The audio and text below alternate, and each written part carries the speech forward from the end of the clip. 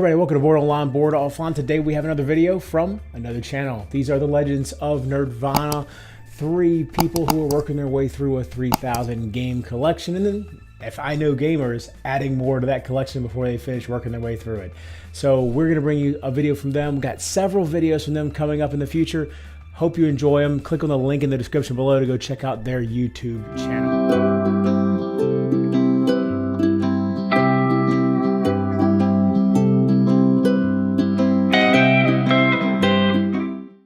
Hello, we are here today to review Lords of Waterdeep and its expansions, Scoundrels of Skullport. Yep, and it's got 2 expansions in that. It's got the Underdark and Skullport. All right, as well as we should talk about our guest who's with us today, Kevin. Welcome, Kevin. Yes, we found him wandering stray outside, and he didn't have a leash, so we assume he's free. He didn't have a collar on. No collar. We've already called the Humane town Society to come down here. Yeah, he never did. They wanted us to go ahead and euthanize him, but we didn't really have the heart. Thank you. I appreciate that. So before we get started, we got to make sure you hit that subscribe button to join us for our journey ahead. We and got the lots more notification games. bell.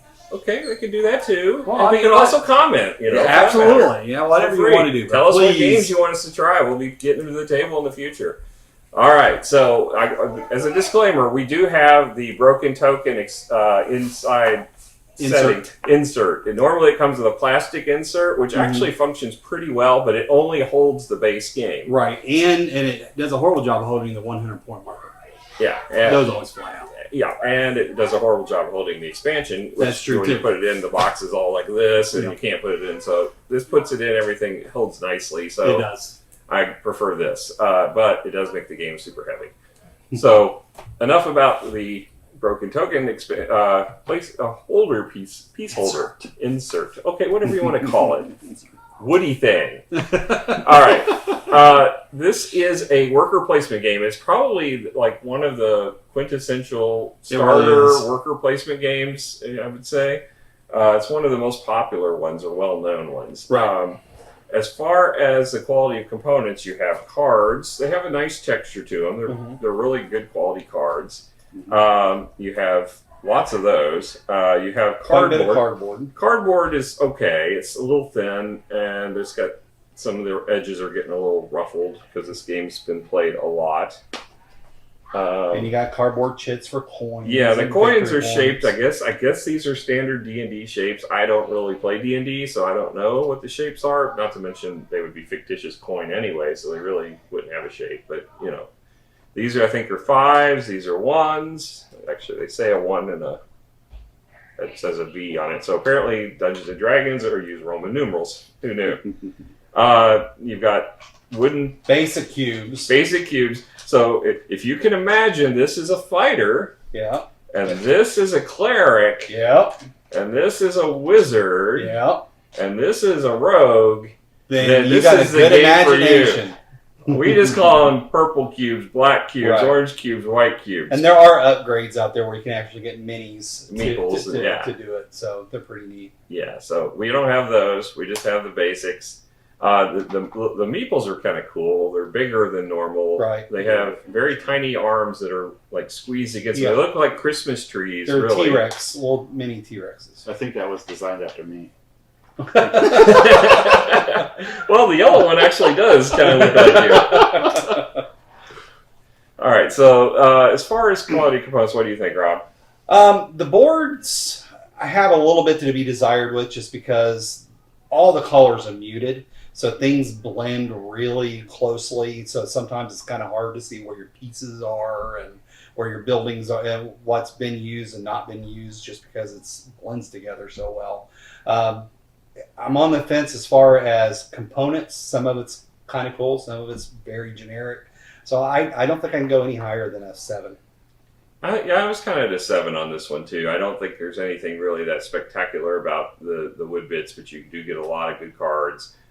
I do like the texture on these boards. The expansion, or at least the corruption board, actually has it. I'm not sure about these other ones so much. Well, no, that's a back. Yeah, they got the gloss. Yeah, the gloss. So there's really just the corruption one. I don't know why they chose to do just one that way, but I like the Skullport corruption board. The the wooden bits, there's just a lot of it. I mean, you get a lot of pieces in this game. You do. So it's more of a quantity than a quality. But I think 7's a fair score, for what you get in this box. Mm-hmm. What do you think, Kevin? Well, so this is the first time he's played it, so it's really first impressions as well. Yes, this was my first time. I agree that the colors are very muted on the board. I do like that it does look like a map, but yeah, if you're going to do that, you need to have the places where people are going to go just stand out a little bit more. But the pieces were just fine when we were playing it. It didn't really bother me. The abstractness of the cubes being the people. I would say it's probably somewhere between a 6 and a 7. Okay. Okay. Moving on to theme, we kind of touched on theme a little bit because obviously the art plays into the theme, but it's definitely a Dungeons and Dragons game, but it's completely layered on. It could be any setting. But in my opinion, I really liked it just because when this game came out, the only thing that D&D board games were more dungeon delve type board games. This was the first Dungeons and Dragons non-dungeon delve. That was an actual worker placement game, and the fact that it was good. It wasn't a crappy game that they just tried to do. So I was really impressed with it, actually. So I was really happy knowing what it was and where it came from. Well, we kind of skipped over stats earlier. Who made this? All right, so this is Lords of Waterdeep. I want to give both the stats for the base game and the expansion. So the base game came out in 2012 with a board game geek rating of 7.8, which is a good score. But when you add it with Scoundrels, it bumps it up to 8.2, which we'll talk about that when we do the gameplay, because I agree. The designer, we got Chris Dupois, Peter Lee, and Rodney Thompson. I'm not going to list all the artists because there's actually 42 artists listed on the board game. I feel like so I'm not going to. So Scott Altman, Alex Apperin, Ralph Basner, and 41, and 38 more artists. Now, when you got pricing, MSRP base game is $49.99. The Scoundrel Skullport is $39.99, and this game plays 5 players base, 6 players with the expansion. Okay. So as far as the theme, again, D&D, it is this is probably one of the most quintessential of the worker placement games, and that's what's so amazing about it. Because first of all, this came from Hasbro. I mean, to think about that, because Hasbro basically killed the gaming industry in the United States for many decades, and for them to have kind of done a 180 and released anything like this. I mean, there was a few games they released in the early 2000s, and I think I bought every one of them because I was very happy that they see them actually doing something again like that. But then they kind of stopped again, and then this came out of nowhere, and it kind of established itself as one of the early entry-level worker placement games. Right. And I remember when it came out in Gen Con, and it just blew up. Yeah. It became so popular. It still is. Yeah. And, it is a fun theme. There's a lot of people who really enjoy the D&D theme. Yeah, because you do see it if you're familiar with the D&D and you're familiar with Forgotten Realms specifically in the town of Waterdeep. All the quests, you can recognize the quests and the lore and the flavor text that's written on all the cards. It's not, if you're not familiar with it, it's going to feel pasted on. But if you are... I don't have a clue what any of that stuff you just said is. All I know is I collect 3 orange and 2 white and a purple, and I can cash it in for 20 points. But if you are familiar with D&D and Forgotten Realms specifically, it's going to feel good because you'll recognize all of it. I really enjoyed it. Yeah. I agree. I mean, growing up playing Dungeons and Dragons and reading some of the books and, just playing some of the video games and stuff, it's kind of nice to have that theme as a geek to turn to. So, yeah, I like that. So what would you rank it? Given that, I personally, I'm not vested in that. I think you could replace it with any theme, really. And the fact that you go on missions and finish them it plays nicely as quests, but it could just as easily be anything else. I'm going to go and give it a 6.5. I appreciate that it's a D&D theme. It's just not really heavily themed, in my opinion. being more familiar with the lore and all the stuff related to the Forgotten Realms is a really cool play setting. I'm going to give it an 8. I really enjoyed it. Yeah, I agree with both sentiments. The fact that, you know, this is something that you could probably put anything on it and it still work. I'd probably go with a 7. Okay, cool. Maybe he should be in the middle. All right. As far as rule book, there's actually 2 to go over, but there's not much difference between the 2. So I'll give 1 score because they're both about the same type. There's really not much difference. It gives you a very short introduction, you know, as far as there's not a lot of story in the book. I mean, it's another thing. It's all in the cards. It's all the cards. It's very simple to learn. I mean, the game, if you looked at this game, you would, as a new person, you might be intimidated a little bit by it if you were brand new to gaming. But honestly, if you start reading the rules, it's pretty straightforward what you do. There's actually probably more rules than you actually need for the level of game. It goes to page 11, and then it goes into just basically a question or appendix to answer questions on any of the because there's a lot of buildings, there's a lot of intrigue cards that could confuse someone if you're not familiar with. And then there is a little flavor here at the back as far as the different factions, but it's, you know, not a whole lot. It's got a lot of pictures. You know, it's one thing Hasbro does do in their games is put a lot of pictures of their cards and such in it, which is good. I mean, I think these are probably about a 7.5 as far as the quality of the rules. There's not really any confusion for them. I think they're just a little more access than you really need to read it. If for the level of gameplay in this, I would agree with that if it wasn't an entry level game. If this was really more designed for a hardcore gamer, I think the rules would be excessive.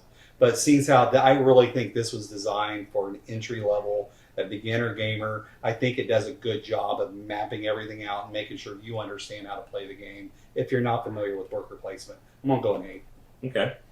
I have not looked at the rule book, so I cannot give a good score. Good score. Yeah. Oh, we did really want your opinion. I didn't want to give it. Yeah. All right. So gameplay. This is really where this game shines. Absolutely. I mean, it fits together so well. Everything about this game fits nicely. You have different locations that give you different actions. Those actions are going to give you resources for the most part, which are these types of workers. I call them resources, but they're actually recruiting people they're actual agents. So you're recruiting fighters or you're recruiting wizards. Yep. You're not going to play it that way, though. You're going to say, I need 2 orange, I need 1 pink, or purple. I mean, that's how you're going to play the game. You're not going to be referring to these as... If you play this game and you refer to that, people are going to look at you weird because it's going to slow down the game because all you're is I want 2 black and a purple, and you're trying to fulfill quests which have those types of requirements on them, and they'll give you victory points when you complete the quest. So they have some will require coins, some will require the different various things as far as the different types of workers, but what the resources. Resources. They are resources. Okay, they're resources. Wizards, what would be party members, I guess. Right. All right, but they give you victory points, and some of them will give you like basically perks that will let you take advantage of it. In addition to that, what's really cool is they thought to include giving you secret agendas for each character, and I thought that was something unique. You don't see in worker placement a lot back in the day. Now I think it's more common. Pretty standardized, but back in the day, this is one of the first games that I know that incorporated this, where you get a hidden role that gives you special bonuses when you collect certain types of missions. And I thought that was really a cool thing. And some of them aren't even mission based, so they thought to even go beyond that and say, some of them are like based on the buildings, or some of them are based. Right. This is one of the coolest aspects of the game, but it's also the most unbalanced in the game. So one of the if you don't play with the Skullport and Corruption expansion, there are 1 or 2 of these that are super broken. And then the funny thing is, one of those that's super broken becomes really garbage when you go with the expansion. So it kind of took it away and turned it the opposite direction. It's like it limits you now on how many points you can get because it's based on the buildings, and you can only have so many of those that you take possession of, because you only have so many markers to mark as your own building. Right. So it limits you on how many points you can get. Whereas the other ones are all open-ended. You can get as many points as you can collect during it. But that is really one of the things that drew me to this game to begin with, is the fact that I could be a character Right. and I can score a lot of points, and people have to try to guess what you are. And towards the end of the game, you can start figuring it out. But Yeah. In addition to that, they also have these intrigue cards, and this is probably my second favorite part of the game, because these intrigue cards, they give you there's really two big perks about them. One is they give you a special ability that you can play that is going to either help you or hinder your opponents.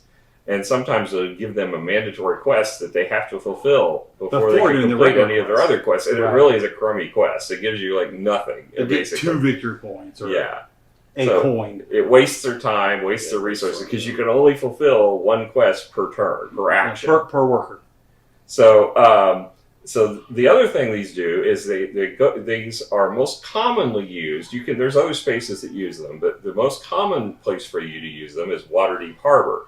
And what Waterdeep Harbor does is it lets you take the action to play the card, and then at the end, after everybody's placed all their workers, you get the workers from Waterdeep Harbor back, which I thought was a novel thing. A really cool idea. So that you can take them and reuse those workers. So it gives you a double perk, in essence, for the cards, which I thought is really cool. But there's times where you want to use that, but then if you're giving up the option to take a building or an action before, because you couldn't really need another spot, but if you play at Waterdeep, then that spot might be taken by somebody else. So then you don't have that option. Yeah, because again, you can only, just like most worker placement, you can only assign one worker to a spot. Unless you got a building or an entry card that allows you to break the rule. Yeah. So we'll let you go over what's going on with Skullport. So the base game we all thought was fun, but after we played it a few times, it got kind of samey and it got a little boring. But we still enjoyed it, but we didn't play it a whole lot. But when you got Underdark and Skullport out, it just made this game wonderful. And what made it wonderful is the entry cards. Even though they were fun, there wasn't really any risk or reward element to the game. Skullport added that risk versus reward, because what it does is it adds additional spots that you can go for actions, and they give you more resources than what the other ones do, but they add corruption. And you have this corruption track, and basically corruption is going to be worth negative victory points based off of the last open spot on this track. So it starts at -1, but it goes up to -9. And if, like Randy, one of his strategies is really goes hard and heavy and gets corruption early and then tries to get rid of them towards the end of the game. And then if you're able to screw with that, and like one of the elements is you can take corruption off and not put it back on the track and get rid of it, that means there'll be a certain point where they'll never go beyond negative points. So you can make sure it's like -3 for the entire time. It could really hurt that strategy. But he's pretty good at getting rid of the corruption back. So it's just opened up so many options to this game, and so we can't recommend Skullport enough. Yeah. We don't play it without it. It's necessity. Once you get it, you'll never want to play the other again. There's a few games that the expansion adds so much to the game. Yes. That you just it's not even the same game anymore. And in addition, it's not any harder to learn or teach the game. Yeah. It just makes it that much better. I would say, Viticulture's one where you get Tuscany, you'll never want to go back. This one and Raiders of the North Sea. That one can't speak to. As far as Catan though, I agree. Cities and Knights. It's the same thing, night and day difference. Once you get the game, it's completely a different game. So, I think that, this one does that, and it's so much better with that. So when we were talking about gameplay, I almost have to give it 2 scores. One, without that, the base game, what you just get in the box, I have to give that one I think it's probably a 7. Right, and then that's why I shared those scores with the Board Game Geek, because it reflects that. And for me, once you add on those boards, and you think about this being basically the established standard for worker placement, it's what you rate almost every worker placement game against. How does this compare to Waterdeep? I have to give this a 10. Yeah. It becomes that a gold standard for everything. Now, do I enjoy it as much as some of the other worker placement games? Maybe not. But we still compare it. We compare for the years. And if you think about how many people we introduced to worker placement games with this game. And I can't say how many people went and bought it after we introduced it because they enjoyed it so much. if I compare this, I mean, there's other simple ones like Kingsburg or what's the caveman one, Stone Age. Yep. This one is hands down way better. I mean, it's just night and day difference. And it's only that way if you add those sideboards. Absolutely. The Skullport just adds so much to this, and the Underdark doesn't add corruption. Right, it's just the Skullport, but the Underdark adds just additional player spots, and so they don't give you a corruption, but they are nice extra spots to go to, especially when you get to higher player counts. Because without these extra boards, you start becoming congested very quickly, unless someone's building a lot of extra buildings, which gives you more player spots. But with these two expansions, they add enough players action spots to where it doesn't become unattainable to get what you need to get. So, what would you say is your opinion? Well, so I really like it because my wife likes to play games with me, but she doesn't necessarily like to play some of the heavier games with me. And so with this, we're able to play a game that I feel is competitive enough for me, and I can use strategy with, and she feels comfortable playing. And so I would say that this is a very good medium ground for those kinds of players. Mm-hmm. So if I was to give it a score, I'd give it an 8. As far as, are you talking about the whole? Well, you only played it. I've only played the whole game. Yeah, yes, okay. You guys introduced it to me with the whole thing, so I've not played the base game, so I can't compare that to that. But I can only compare it to my other play experiences, and with worker placements and other things like that. But like I said, this is great for people who have a mixed kind of play group, where they can feel like they're still using strategy and stuff, but also allow for somebody who doesn't use as much strategy or is a lighter game player. They can still enjoy this. I would have like Randy, I would have given with Skullport a 10, but after playing Viticulture with Tuscany, that is my quintessential perfect worker placement game. It's one of my very favorites. You watch my top 10, it was like my number 2 game. So this just going to knock it down just a notch. I'd give it a 9.99. So, it just means you don't want it to equal to Viticulture. Yes, you're right. All right, whatever. I find this one way more interesting than Viticulture. And wrong. All right, so that's our assessment of Waterdeep and the Skullport expansion. Yep. This is still available. We got a note from his wife. My wife says it's so easy. My wife can play it. So she gave her glowing review. Yeah. So that's And so I think this is one that you can still track down. It's still available. It's still available. It's as far as the actual play of it, you're not going to find a game that is this niche. As far as it's easy to learn and it's going to be this entertaining because Viticulture certainly ain't Can't easy. recommend it enough. So I would say get this one. Give it a try. Yep. All right. Well, until next time, we'll talk to you later. Bye.